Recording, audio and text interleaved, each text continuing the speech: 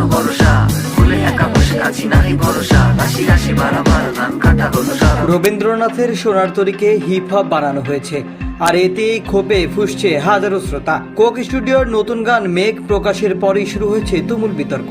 রুমঝুমের সাফল্যের পর এবার বর্ষাকে ঘিরে সাশ্রয়ী রাগ মিয়াকি মালহা থেকে অনুপ্রাণিত হয়ে তৈরি হয়েছে এই গান। কণ্ঠ দিয়েছেন মাশা ইসলাম, মোহাম্মদ শোয়েব ও মৌসুমী।